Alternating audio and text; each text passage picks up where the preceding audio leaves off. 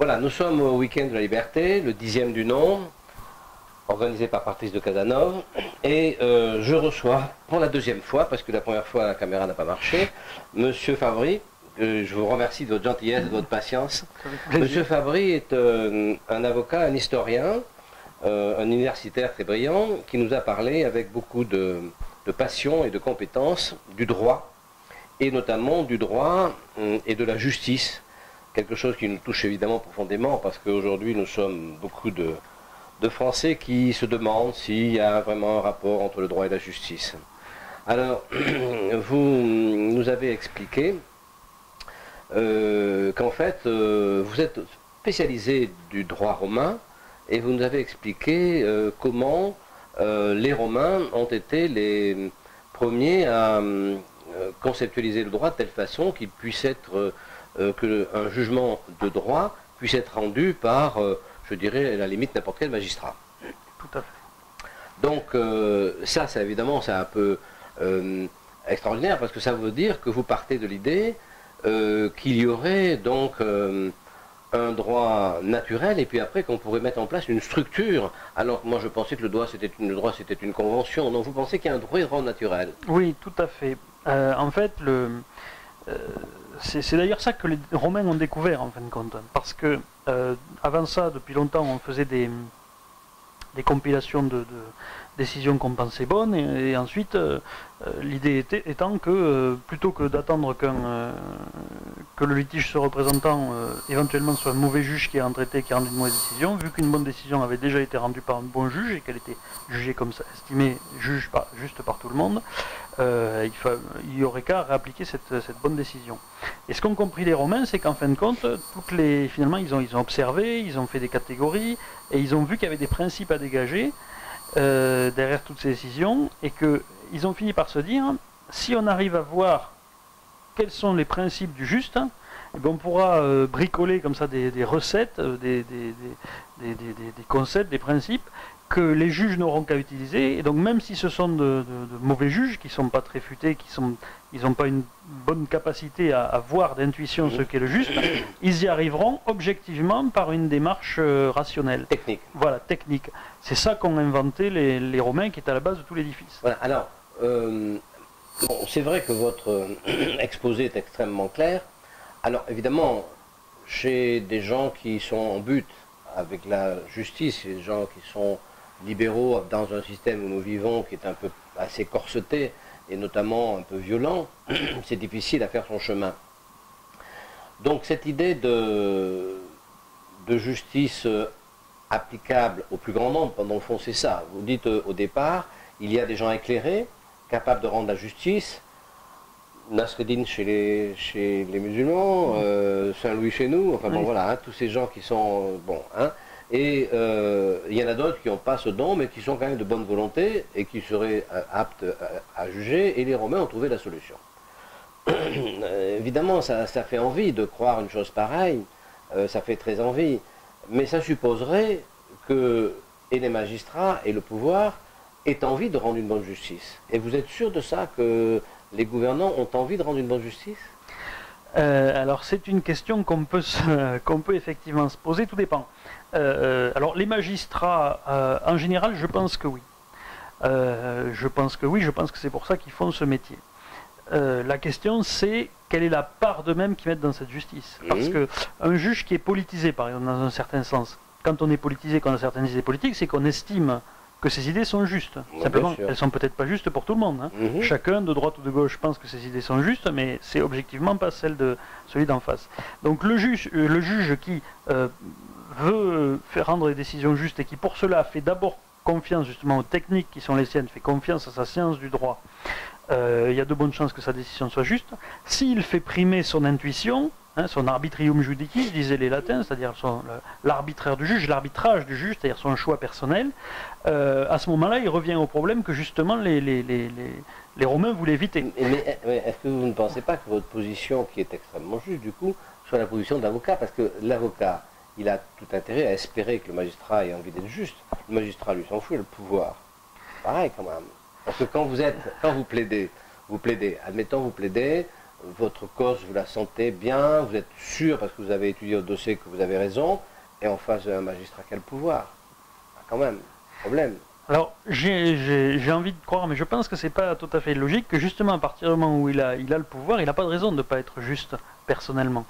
Contrairement au gouvernant. Le gouvernant, lui, ce qui l'intéresse, c'est d'obtenir des résultats, ou d'obtenir de l'argent, d'arriver à maximiser ceci ou cela, ou de satisfaire à des intérêts de lobby qui le rémunéreront.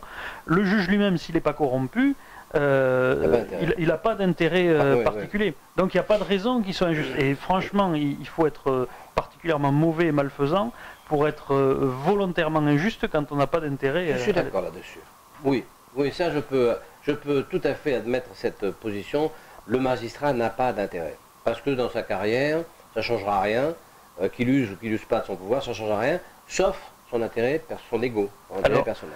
Ici, il y a quand même une incitation, c'est que malgré tout, le juge est jugé sur son respect des règles de droit, en particulier grâce aux procédures d'appel ou de cassation. Oui, parce que c'est dans son dossier. Un juge qui a beaucoup de décisions cassées, justement parce qu'il n'aura pas respecté le droit, aura moins d'avancement que celui qui aura fait son travail. Mais ça, les gens ne savent pas. Ça, c'est vrai. Oui, effectivement. Alors, la difficulté qu'il y a, c'est que ça coûte très cher de faire appel et d'aller en cassation. Donc, ce n'est pas à la portée de tout le monde. Parce qu'en première instance, il y a un certain nombre de choses qui ne coûtent pas très cher. D'abord, la multitude des avocats fait qu'on arrive à négocier des honoraires. Beaucoup de procédures, on peut les faire seul. Mais dès qu'on arrive en appel, ça se complique. Et alors en cassation, c'est chasse réservée, là, ça coûte des sous. Mais si on enlève cette petite... il est vrai, je suis alors entièrement, je souscris tout à fait à ce que vous dites. C'est vrai que la Cour de cassation, pour un magistrat, avoir son jugement cassé, effectivement, c'est contrariant. C'est contrariant. Intellectuellement. Intellectuellement, et par rapport entre eux, dans la coterie qu'il y a entre eux, celui qui a ses jugements systématiquement cassés, il est mal vu, quoi. Tout à fait, oui. C'est mal vu, et puis ça dit quelque chose en particulier, et même entre la cour d'appel et le premier degré, on va dire, c'est pas encore la cour de cassation, mais c'est déjà quelque chose. Si on est cassé sur une appréciation des faits, c'est pas grave. Hein. Ce qu'on appelle l'appréciation souveraine, si le juge du dessus ne voit pas les choses du même œil, on peut considérer que ça c'est bon. Mais si on est cassé parce qu'on a appliqué le mauvais texte, ou qu'on l'a mal appliqué, ou qu'on l'a pas compris, etc., là c'est effectivement plus gênant. Donc, on en revient au roman, dont vous êtes un éminent spécialiste. J'ai lu vos 2 livres qui sont tout à fait passionnants. Je vais les reciter parce que j'y tiens, parce que c'est vraiment... Moi, ça m'a marqué. Ce sont 2 livres qui m'ont marqué, qui sont très très intéressants. Le premier donc s'appelle Rome, du libéralisme au socialisme, dont la leçon antique pour notre temps, c'est-à-dire vous considérez que Rome a été détruite par sa trop grande dépense au niveau... de sa dépense sociale, en quelque sorte, sa dépense inutile, et que donc ça l'a englouti, et c'est vraiment bien monté, enfin les explications sont extrêmement logiques, et après je vous l'ai déjà dit, mais il y a l'histoire du siècle à venir, où va le monde sur les cycles de civilisation, et là je n'ai pas été complètement convaincu par les cycles de civilisation, mais bon, peut-être que je l'ai mal lu, il faudra que je le relise, hein, maintenant qu'on se connaît, et donc là vous nous avez, à l'occasion des 10e journées week-end de la liberté, vous nous avez donc parlé du droit. Et vous nous avez parlé donc de cette notion de la justice et du droit. C'est la question que tout le monde se pose. Parce que nous avons tous été devant un tribunal, enfin moi beaucoup, les autres un peu moins, mais enfin tous plus ou moins. Et chaque fois on en ressort un peu contrarié parce qu'on se dit mais c'est pas juste. Et vous dites non, la justice existe et le droit essaie de s'en approcher sincèrement. Alors que les gens pensent que le droit n'est vraiment qu'une couverture pour le pouvoir, en règle générale. C'est ce que les gens ressentent. Les gens ressentent le droit c'est une couverture, et en fait, alors peut-être un peu moins pour le droit civil, mais le droit pénal et le droit administratif, on a vraiment l'impression que c'est au service des gouvernants quand même. Oui, même si j'avais un professeur qui nous faisait remarquer que le droit administratif était censé être essentiellement là pour protéger le citoyen de l'administration. J'en ai pas toujours été parfaitement convaincu, mais c'est l'idée. Mais de toute façon, le droit administratif en soi, c'est une exception assez française qui peut être discutée, parce que c'est cette sorte d'administration qui se juge elle-même, c'est pas le cas ailleurs. Ailleurs, vous allez devant un tribunal civil qui est le même que celui qui jugerait un litige avec votre voisin. En France, non, parce qu'on a une très haute idée de l'administration, et donc il fallait qu'elle ait son propre juge, si vous voulez, parce qu'on estime que juger l'administration, c'est encore administrer, et donc on ne saurait administrer, on ne saurait laisser un simple juge civil administrer le pays. C'est ça l'idée qu'il y a. Mais, alors attention, Ce que je dis, c'est que le droit est la science du juste. Et les concepts ou les principes que cette science a dégagés sont censés être faits effectivement pour obtenir le juste. Ça ne veut pas dire que la justice est parfaite et qu'elle fonctionne toujours, parce que c'est une science qui progresse, donc qui a de toute façon pas toutes les réponses et pas toutes les clés. Ça aussi, vous nous avez dit, le droit progresse. Oui, mais alors ça, moi, je suis tombé des nues, parce que, vous savez, je commence à être âgé, hein, et de mon expérience, qui n'est pas évidemment de la durée de l'humanité, mais mon expérience à moi, ça n'a cessé de régresser. C'est-à-dire que, je vous assure, dans les métiers que j'ai fait dans ma vie, je suis architecte, promoteur, etc., dans les métiers que j'ai fait, le droit est passé d'un espace de liberté à un espace restrictif, où, par exemple, je parlais de la propriété privée dont vous parlez, dont vous nous avez parlé, de l'idée de la propriété privée. L'idée de la propriété privée, elle n'existe plus. Il faut bien être d'accord. Elle n'existe plus. Elle existe encore, on peut s'échanger des choses, des objets, des pantalons, des vêtements, des voitures, des appartements, mais quand vous voulez réaliser une opération de construction, ou quand on établit le plan d'occupation de la ville, les gens réfléchissent avec un crayon, machin, ils vous mettent votre patrimoine en zone constructive, pas constructive, pour des motifs complètement évaporés, qui n'ont rien à voir avec rien. Et donc la notion de liberté, chez eux, ça n'existe pas. Alors je pense que votre vue, alors je ne vais pas dire qu'elle est biaisée, parce que disons que la vue globale du droit est effectivement biaisée parce que vous êtes particulièrement intervenu dans des domaines dans lesquels on ne peut pas vraiment parler de progrès, justement. Parce qu'en fait, le droit a particulièrement progressé scientifiquement dans sa recherche du juste, dans le domaine, comme je citais, le droit de la consommation, où on a constaté une dissymétrie dans l'information, et donc on a estimé qu'il fallait adapter le principe de l'égalité dans les conventions. Absolument. Bon. Mais ça, j'ai envie, c'est du rapport entre particuliers, même professionnels particuliers ou particuliers consommateurs, mais ça reste du rapport entre particuliers. C'est-à-dire des rapports dans lesquels l'État n'a pas forcément d'intérêt direct. Alors que dès qu'on parle droit fiscal, dès qu'on parle d'urbanisme, là tout de suite l'État a des intérêts. L'État veut gouverner, l'État veut diriger, l'État veut savoir ce qu'il se fait. Et donc c'est pour ça que vous avez tout un tas de normes, etc. Parce que, au nom de l'intérêt public, il y a une propension dirigiste de l'État qui est beaucoup plus importante. Et donc son intervention directe dans le droit, justement celle que je critique, parce que c'est une intervention législative, c'est une intervention pour gouverner, c'est pas une intervention juste pour trancher des litiges existants entre des individus. Donc c'est pas le même, mais même aspect. Je comprends ce que vous dites. Alors, vous posez une question qui arrive évidemment, c'est est-ce que vous croyez que l'État ça existe? C'est-à-dire que pour moi, l'État, ça n'existe pas, c'est une abstraction. Donc il y a ce que Pascal Salin appelle les hommes de l'État, c'est-à-dire qu'il y a des gens qui prétendent... Moi je pense que l'État c'est un peu comme Dieu, c'est une abstraction, c'est une aspiration. On aspire à ce qu'il y ait Dieu parce qu'on voudrait bien après la mort être dans un paradis, on aspire qu'il y ait dans un État parce qu'on voudrait bien être protégé, etc. Mais dans la réalité, il y a simplement des hommes de l'Église comme il y a simplement des hommes de l'État. Et donc, à partir du moment où on est face à une abstraction, les hommes de l'Église font les choses en fonction de leur intérêt personnel. Aujourd'hui, on sait, il y a suffisamment d'ouvrages sur les malheurs de l'Église pour qu'on sache à quel point ça ne va pas bien. Ça a quand même tenu 2000 ans. Hein. Mais je voudrais une question à vous poser par rapport aux Romains, tout à l'heure. Et donc, les hommes de l'État, est-ce que quelque part, ils n'ont pas toujours en tête l'idée de manipuler la justice? Est-ce qu'ils ne sont pas toujours en train de réfléchir à une chose obsessionnelle pour eux? Comment je pourrais manipuler la justice pour que je reste au pouvoir constamment? Est-ce que vous pensez qu'ils n'ont pas...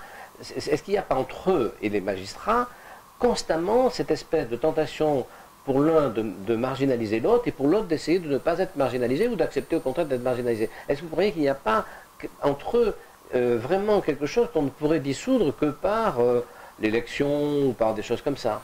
Alors, il y a effectivement une tension. Oui, c'est un petit peu la théorie des choix publics. Hein. Les hommes de l'État ont toujours leur intérêt.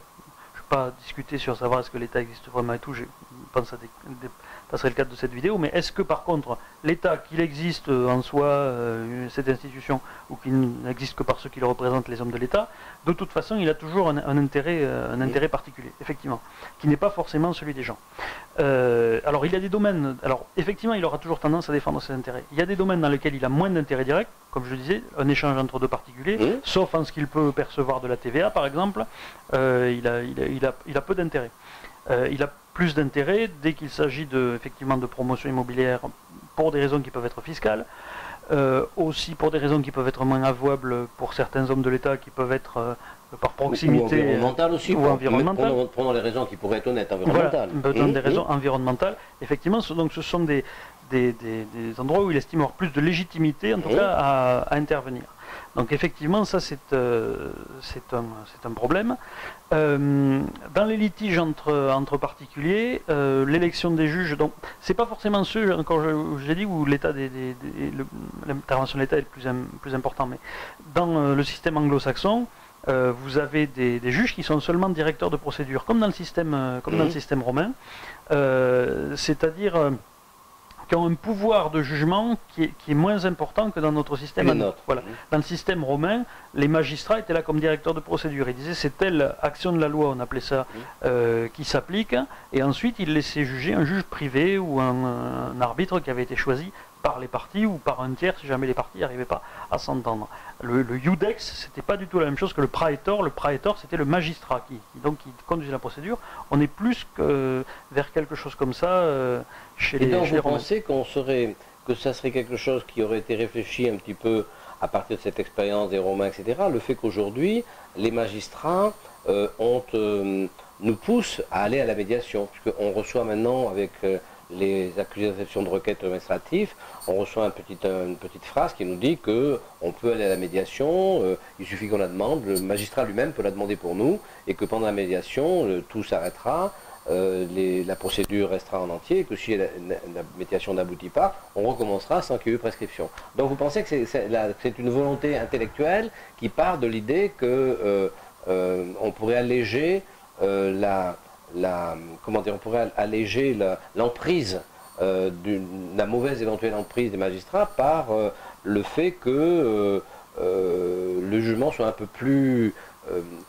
ceux qui auraient à juger seraient un peu plus nombreux. En fait, c'est ça. C'est pas la première fois, parce que dans le code déjà il y avait des questions de conciliation avant qui étaient censées être obligatoires, qui n'étaient pas respectées, c'était pratiquement tombé en désuétude. Là le législateur essaie de reporter quelque chose qui soit un petit peu plus volontariste ou volontaire de la part des parties, en ouvrant cette possibilité à la médiation.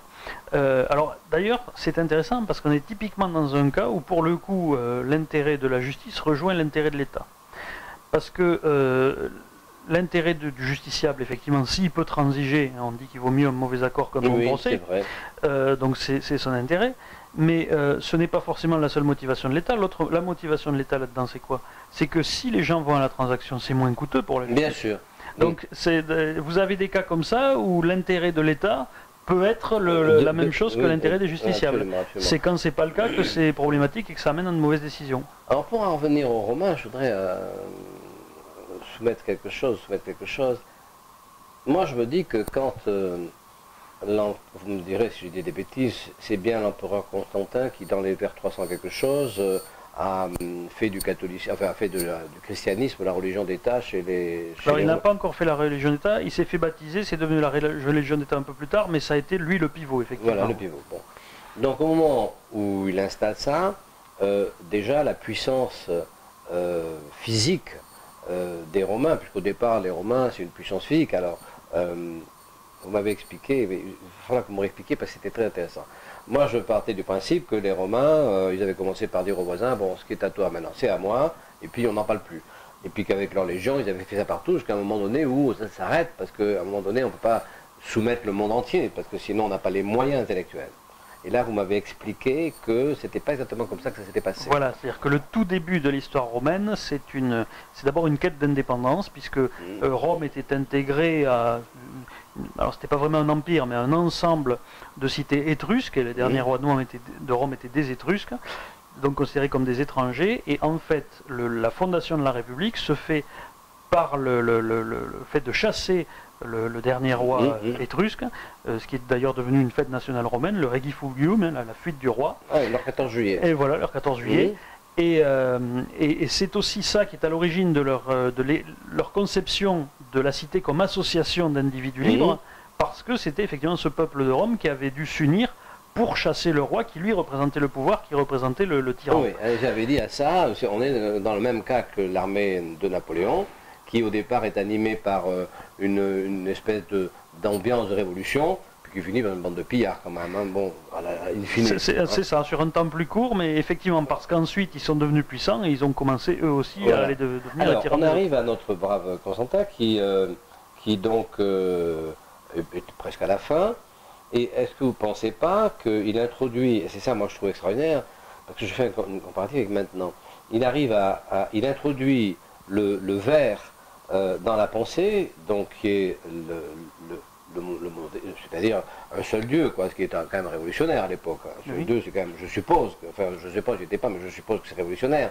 Et il se dit, on verra plus tard. Et effectivement, vous nous avez expliqué Rome s'effondre, on rentre dans une époque de non-justice, enfin, hein, et puis, quelques siècles plus tard, hop, la petite chose refait réapparaître Rome, en fait. Parce que finalement, aujourd'hui, les Romains ont perdu le pouvoir temporel, mais assez peu de temps à l'échelle de l'histoire, et aujourd'hui, ils sont quand même encore à la tête de plus d'1 milliard de gens, puisque l'Église romaine, c'est toujours nous, hein, on est toujours là.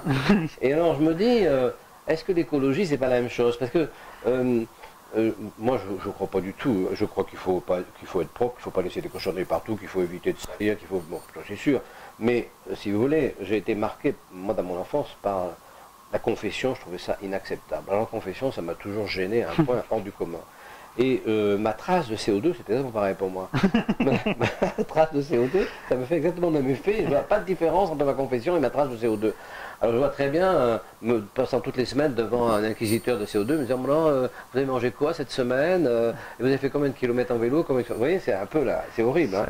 Et je me dis qu'au moment où le monde occidental s'effondre économiquement, parce qu'on s'effondre économiquement, hein, au moment où il instille cette petite chose comme notre empereur avait instillé le christianisme, enfin un seul Dieu, et nous on instille attention, vous n'allez plus pouvoir respirer.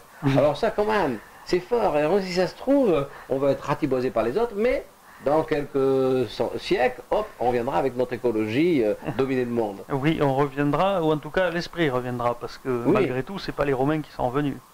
Non, ben ça, je ne pourrais pas revenir. Mais enfin, les Romains sont pas revenus, mais en tout cas, ils vous inspirent profondément, hein, et donc ils ont quand même quelque part réussi leur coup, parce qu'il n'y a pas eu que les Romains dans l'univers, enfin sur la Terre. Hein, il n'y a pas eu que les Romains, il y a eu d'autres civilisations. Et les Romains, ils sont quand même encore là, dominants à travers nous, jusqu'à ces jours-ci, enfin on ne sait pas combien de temps, mais puis, pour l'instant dominant quand même les civilisations. Vous parlez d'1 milliard parce que vous faisiez référence à l'Église catholique, mais si on réfléchit au système de droit romano-canonique et de droit civil, donc qui est l'héritier de ce système de droit romano-canonique, je pense qu'on est sur quelque chose comme les 2 tiers de la population de l'humanité. On doit approcher de ça, en tendance, oui. Parce que ça se développe. Les 2 tiers sur 6, ça fait 4 milliards. Ça se développe parce que par la colonisation, on l'a beaucoup diffusé, mais aussi parce que des peuples qui n'ont pas été colonisés ont commencé à adapter des éléments de tout ça au Japon, en Chine, etc. C'est extraordinaire. Hein. Ces Italiens, quand même, ont des pizzas, ils sont pas mauvais.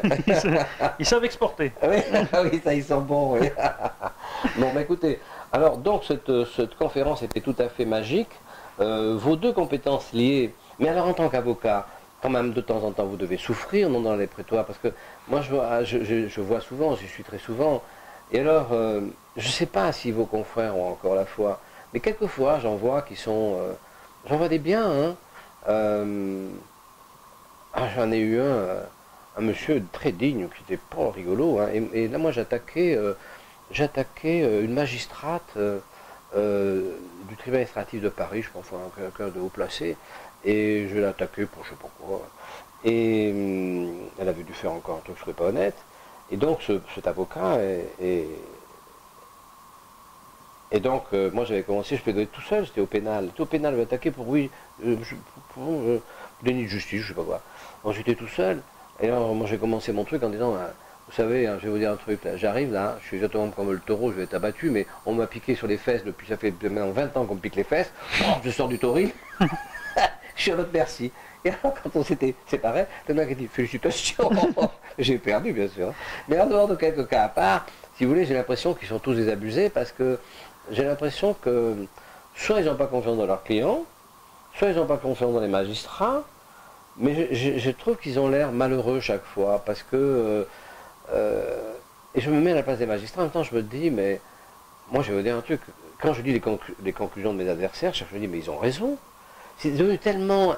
la compétence d'avocat a atteint un tel niveau, et leur niveau intellectuel, que je ne comprends pas comment les magistrats arrivent, je ne sais pas comment ils font, du coup, pour se raccrocher à une logique. Comment ils font aujourd'hui pour se raccrocher à la logique dont vous parlez, que les Romains auraient mis en place pour que tous les magistrats puissent juger. Eh bien moi je pense qu'aujourd'hui, je pense que l'école de magistrature de Bordeaux n'est pas capable de leur donner la clé pour la manière dont leur arrivent la manière très sophistiquée dont leur arrivent les conflits. C'est sophistiqué à un point hors du commun. Alors il y a aussi une difficulté dans la formation des magistrats, c'est que l'école nationale de la magistrature s'est distanciée des études purement juridiques. Donc vous avez des gens qui ont pu arriver et faire l'école nationale de la magistrature après avoir fait Sciences Po ou des choses comme ça. Ouais. Ce qui est un problème parce que historiquement le magistrat, ou celui qui juge en tout cas, doit être ce qu'on appelait des jurisprudents à l'époque, c'est-à-dire des gens qui connaissent le droit et qui savent réfléchir juridiquement. Et alors, il y a beaucoup de magistrats qui sont très compétents et qui ont fait ce bagage parce qu'ils ont fait des études de droit avant. C'est problématique qu'on je pense, pas une exigence absolue à ce niveau-là, parce que, in fine, c'est ça qu'on leur demandait. C'est ça, depuis le début de l'histoire du droit, le magistrat, c'est un jurisprudent. C'est quelqu'un qui connaît le droit, c'est quelqu'un qui est capable de raisonner en droit, et quelqu'un qui est capable de faire la différence entre un raisonnement sophistique, donc dont le produit est faux, et un raisonnement qui est vrai. Parce que c'est quelqu'un qui est entre Nasreddin et La Fontaine. Et parce qu'en fait, voilà, j'ai pas insisté, j'ai pas parlé de ça pendant la conférence, mais c'est également important pour le côté scientifique du droit. C'est qu'une décision de justice, une des choses principales, les plus importantes, les plus grands principes de la justice, c'est le contradictoire. Il faut qu'il y ait une contradiction, il faut qu'il y ait un débat. Ce qui est justement scientifique, l'évaluation par les pairs, le fait de devoir discuter quand on publie, d'avoir un comité de lecture, d'avoir des pairs qui relisent et qui disent si c'est vrai ou faux, en fait c'est ce qui est censé se passer. En fait, c'est quoi un procès où il y a deux avocats? C'est empirique, vous dites. Voilà. C'est quoi un procès où il y a deux avocats et un magistrat? C'est un procès dans lequel vous avez deux qui sont censés être experts du droit, les deux avocats, qui chacun viendront présenter un argument qui sera exclusivement pour défendre leur client. Et il faut que ce soit fait. Même si c'est en partie, ça a l'air de mauvaise foi ou quoi, il faut que l'argumentation soit faite à fond, pour que le juge, lui, il puisse trancher entre deux argumentations solides et dire laquelle est la bonne. Parce que si ça a été bien défendu par les deux avocats, la décision finale, en droit, elle sera bonne. Et donc si elle est bonne en droit, normalement, elle doit être juste. Elle est devenue trop difficile. Moi, je pense que c'est un peu ça le problème. C'est devenu vraiment très difficile. Moi, je crois que l'exemple le plus évident entre la justice et le droit, c'est la peine de mort. La peine de mort... Moi, personnellement, j'ai jamais voté socialiste, sauf Mitterrand, parce que j'ai été contre la peine de mort. Bon, c'était pas très politique, mais c'était comme ça. Et puis, quand on y réfléchit, il y a des moments où, évidemment, on ne peut pas être contre la peine de mort, parce qu'on a tellement envie que celui qui a fait quelque chose, qui vous a fait le mal le plus extrême, soit puni de la sanction la plus extrême. Donc, il faut se raisonner. Donc à un moment donné, on n'est plus dans la justice immanente, on n'est plus dans la notion de justice. La peine de mort touche à quelque chose qui n'est pas la notion de justice. Vous avez, quand vous voyez que par exemple, c'est ce qui nous a amené cette chose extraordinaire du gouvernement français qui ne veut pas protéger ces terroristes, parce que s'ils les ramènent ici, ils ne seront pas condamnés à la peine de mort. Et que donc le gouvernement français dit, ben non, jugez-les-vous, si vous leur coupez la tête, on s'en fout. Mais ça va pas, et ça va pas, et en même temps ça va. Et on est vraiment devant le truc qui va et qui va pas, quoi. Et alors on est obligé de se dire intellectuellement, bah oui, non, il faut qu'ils reviennent. Ah ben oui, mais quand même, le mec il a descendu X nombre de gens comme un fou furieux, ah ben c'est compliqué. Hein.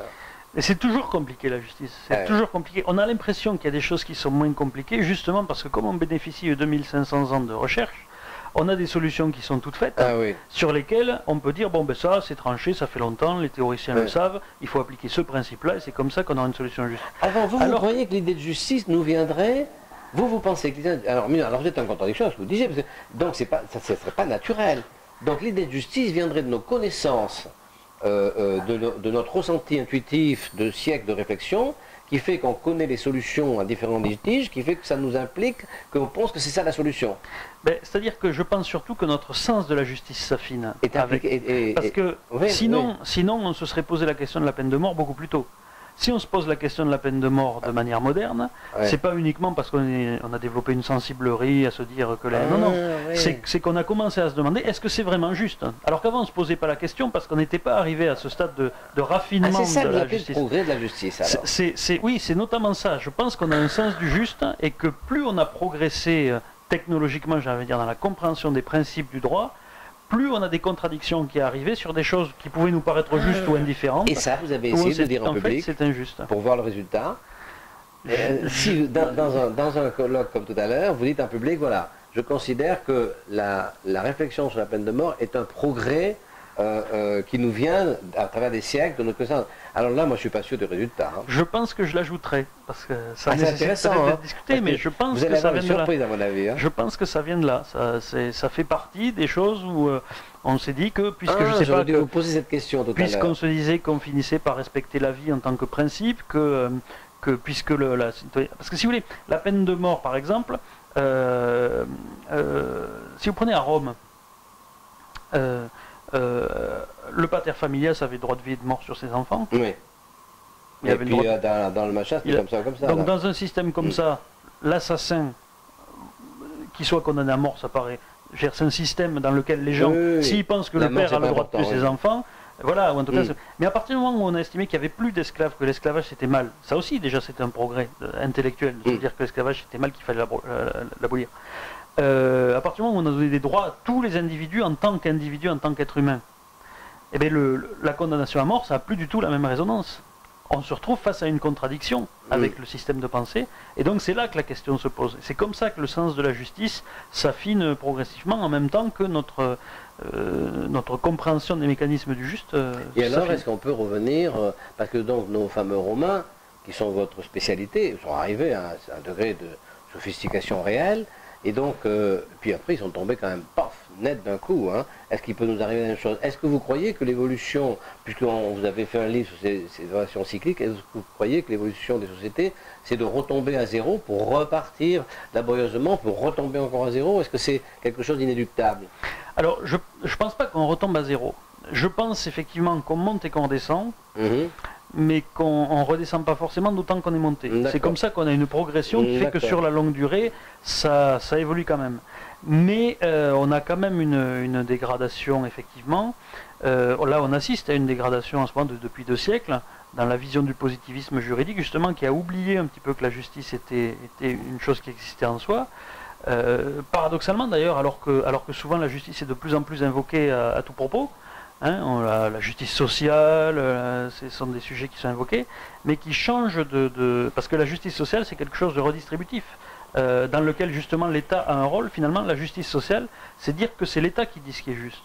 Ce qui est justement le contraire de la notion, puisque on a mis tout à l'heure avec votre prédécesseur qui s'appelait Madame comment elle s'appelait, Madame, celle qui vous a précédé, Wappler, Madame Wappler.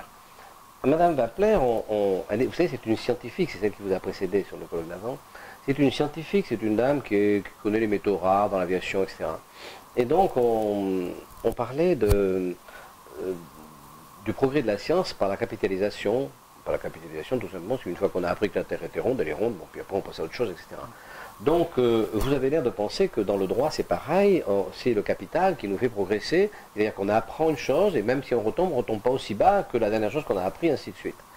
Et alors, moi, dans la discussion, ça m'a fait ouvrir la chose que je plaide depuis longtemps, à savoir que, en économie, donc finalement aussi en société, puis quand même la société a besoin d'économie, et c'est sous-jacent, en économie, le capital est absolument aussi indispensable que en sciences, qu'en droit, qu'en philosophie, qu'en tout ce qu'on veut. Et je lui ai mis l'idée que non seulement le capital en économie est indispensable, mais il est pareil comme en droit, comme en sciences, c'est-à-dire qu'une fois qu'il a été découvert par quelqu'un, il appartient à tous.